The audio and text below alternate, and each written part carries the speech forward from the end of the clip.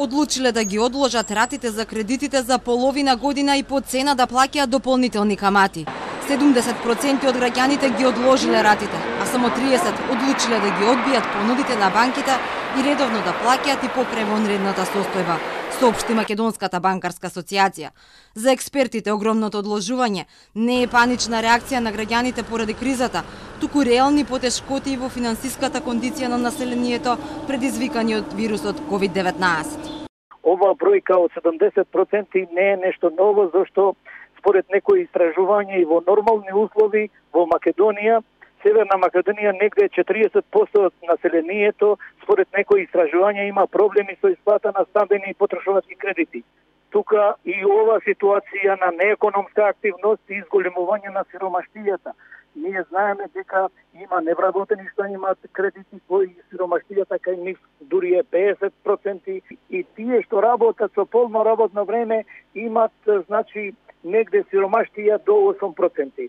Зекири вели дека очекувал поголема солидарност од банките, а не да пресметуваат и редовни камати за време на одложувањето. Ја очекував од банките да покажат поголема солидарност и да ги бришат каматите барам 3 месеци, а не да предложат мораториум на камата, каде после септември ќе се собират многу и главницата, и каматата, и луѓево, и фирмите ќе имат потешките и за сервисирање на долговите. Мислам дека банките требаше да покажат солидарност, имајќи во предвид дека во Македонија лани банките имат 150 милиони евра добивка. Бројките на банкарската асоциација се поклопуваат со анкетата на Институтот Finance Think, која покажала дека 78% од работниците во земјава се погодени од корона кризата. 78,3% од вработените се погодени од корона кризата и тоа најчесто преку намалување на платата, а многу помалку преку отпуштања.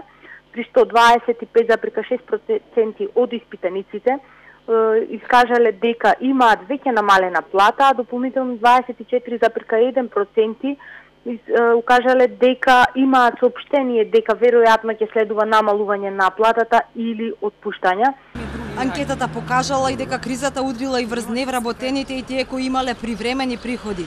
Невработените изгубиле надеж дека ќе најдат работа, а на другите им прекинале приходите.